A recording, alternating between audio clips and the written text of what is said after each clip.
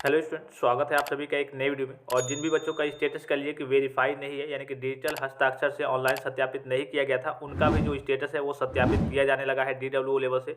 जैसे कि यहाँ पे आपको स्टेटस दिख रहा होगा और पहले आपने जब स्टेटस चेक किया होगा तो कुछ इस प्रकार का आपका स्टेटस आ रहा होगा कि संबंधित विश्वविद्यालय एवं एफिलिएटिंग एजेंसी द्वारा संस्था की मान्यता, पाठ्यक्रम का वर्ष एवं अध्ययनरत वर्ग वास्तविक छात्र संख्या की प्रमाणिकता को डिजिटल हस्ताक्षर से ऑनलाइन सत्यापित नहीं किया गया है। और यहाँ पे डेमोग्राफिक प्रमाणीकरण के नीचे ये ऑप्शन आ रहा होगा और उसके बाद से यहाँ पे दिखा रहा होगा आपको रिसीव बाय इंस्टीट्यूट या फिर वेरीफाई बाय इंस्टीट्यूट करके दिखा रहा होगा।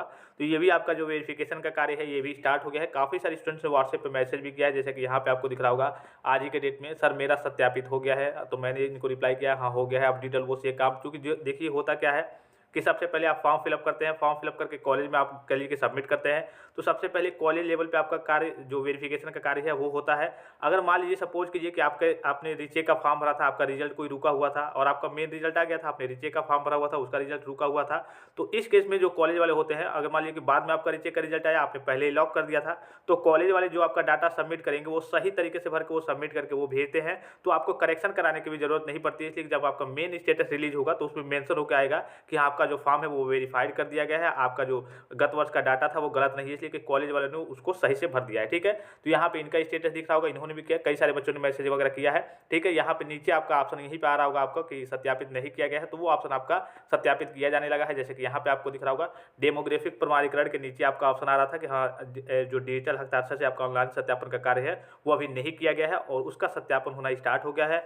फिर एक चीज़ मैं आपको बता दूं कि यहाँ पे आपका दिखाएगा 2023-24। एक बार अगर मान लीजिए आपका 2022-23 दिखा रहा है तो एक बार फिर से आप लॉगिन करेंगे तो 2023-24 दिखा देगा। अगर नहीं दिखाएगा लॉगिन करने के बाद से तो आप 1-2 दिन वेट करेंगे तो आपका दिखा देगा। ठीक है, उसके बाद से प्रीवियस ईयर का आप अपना डाटा देख लेंगे कि हाँ सही सही भरा गया है या फिर नहीं, और अपना परसेंटेज क्राइटेरिया देख लेंगे, आपका 75 या फिर उससे ऊपर रहना चाहिए अटेंडेंस का परसेंटेज का क्राइटेरिया। अगर कम रहता है, आप कॉलेज वगैरह कम जाते हैं, आपके कॉलेज वाले ने कम फिलअप कर दिया है, यानी कि मान लीजिए 74 फिलअप कर दिया है, 70 फिलअप कर दिया है, तो इस केस में आगे चल के जब DWO लेवल पर वेरीफाई होगा, इसलिए कि विभाग के द्वारा ऑफिशियल नोटिफिकेशन रिलीज किया गया है कि हाँ अगर आपका अटेंडेंस परसेंटेज यानी कि आप कॉलेज नहीं जाते हैं 75% से कम रहता है, 75% से कम रहता है, अगर 75 रहता है तब आपका फॉर्म वेरीफाई हो जाएगा।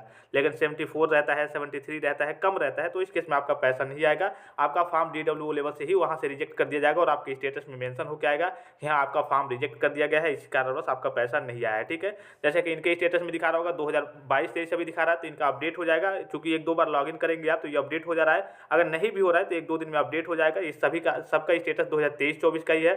फिर यहाँ पे आपको दिख रहा होगा ये जो आपका दिखा रहा था सत्यापित नहीं किया गया है, इसका जो कार्य है वो अब कहिए कि कंप्लीट होना स्टार्ट हो गया है। धीरे धीरे कहिए कि जैसे जैसे आपका फॉर्म, अगर आपका फॉर्म अभी कॉलेज में ही पड़ा होगा, वेरीफाई बाय इंस्टीट्यूट या फिर पेंडिंग एट इंस्टीट्यूट या फिर रिसीव बाय इंस्टीट्यूट करके दिखा रहा होगा इस तरीके से, यानी कि अभी आपका जो फॉर्म है, आपने जो फॉर्म जमा किया है वो कॉलेज लेवल पे ही पेंडिंग है, उसी में पड़ा हुआ है। ठीक है, वो जब एक साथ सभी बच्चों का जब हो जाता है, इकट्ठा हो जाता है, तो सभी ले जाकर के DWO यानी कि समाज कल्याण ऑफिस को दे दिया जाता है और वहां से वेरिफिकेशन का कार्य होता है।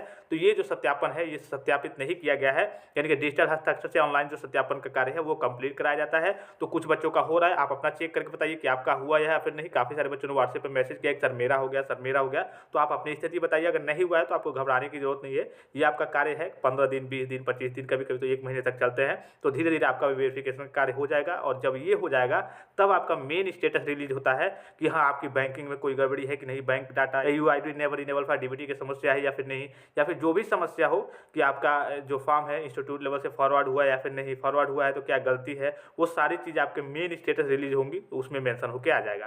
तो आशा करता हूँ कि ये जानकारी आपको समझ में आई होगी और अच्छी लगी होगी। इसके अलावा कोई कंफ्यूजन हो, कोई क्वेरी हो, कोई डाउट्स हो तो आप कमेंट करके पूछ सकते हैं। फिलहाल इस वीडियो में इतना ही, इजाजत दीजिए। धन्यवाद, थैंक्स फॉर वॉचिंग। मिलते हैं नेक्स्ट वीडियो में।